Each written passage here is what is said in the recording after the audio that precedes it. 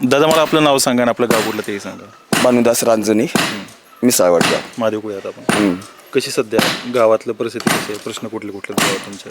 आता सध्याला तर प्रश्न म्हणजे या रोडचाच प्रश्न होता, तो बी होईन आता क्लिअरमध्ये. मंदिराच्या रोडचा एक प्रश्न आहे, तो बी होईन पूर्ण. गावची लोकसंख्या वगैरे किती आहे? आता गावची लोकसंख्या असेल तरी 1000च्या आसपास. मतदान आहे 635.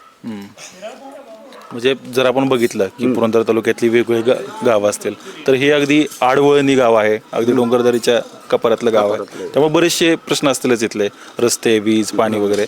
तर हे सगळे प्रश्न सुटलेले आहेत की आहेत बाबा? नाही, पाण्याचा तर प्रश्न सुटलेला आहे, घरोघरी नळ आलेले आहेत, पाण्याचा काय नाही प्रॉब्लेम. फक्त रस्त्याचाच प्रॉब्लेम आहे, तो होईन रस्ता आता. बरं. 7 तारखेला मतदान आहे, स्थानिक स्वराज्य संस्थांचा जो काही सेकंड लास्ट टप्पा आहे.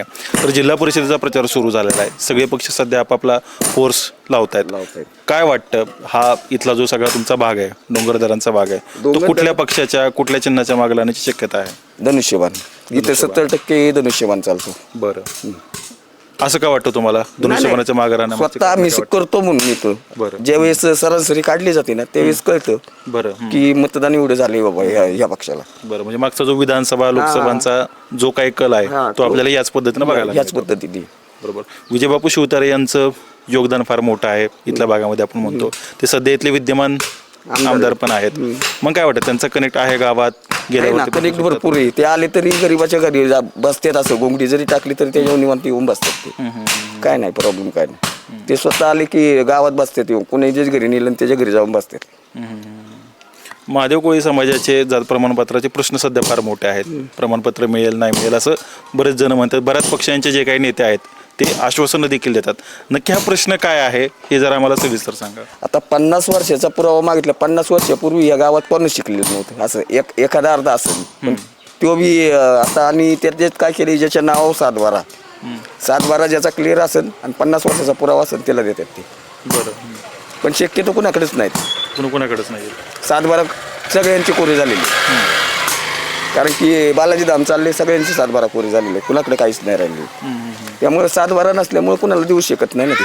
मग अनुसूचित जमातीसाठी ज्या काही योजना असतात, स्कीम असतात वेगवेगळ्या, तर त्यांचा का तुम्हाला फायदा मिळतो? नाही मिळत? नाही मिळत, काहीच नाही, काय नाही.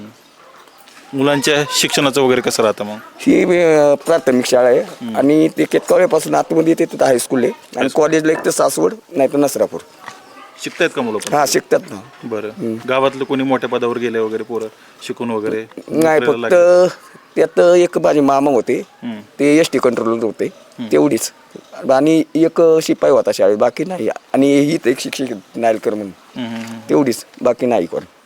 पुरंदर तालुक्याचा जर संपूर्ण आपण विचार केला, मग तुम्ही विजय बापूंचं नाव घेतलं, संजय जगतापांची पण ताकद आहे. हे सध्या तिन्ही एकाच पक्षात आहे, राष्ट्रवादी, शिवसेना, भाजप, तिन्हीचे देखील कॅन्डिडेट आहेत. इथल्या पट्ट्यातून शिवसेनेला मतदान झालं असं म्हणताय. 2 नंबरला कुठला पक्ष राहील? भाजप राहील ना. असं का वाटतंय भाजप राहील? नाही, त्यांचा बी थोडाफार संपर्क आहे नाही तर. पण मी काय म्हणतोय, 70% आहे ना शिवसेनेलाच असते इथं. बरं. म्हणजे समोरासमोर जर फाईट झाली तर भाजप आणि शिवसेना अशी सध्या इथली बघायला मिळते. दोनच तेवढीच. बरं, ओके, धन्यवाद.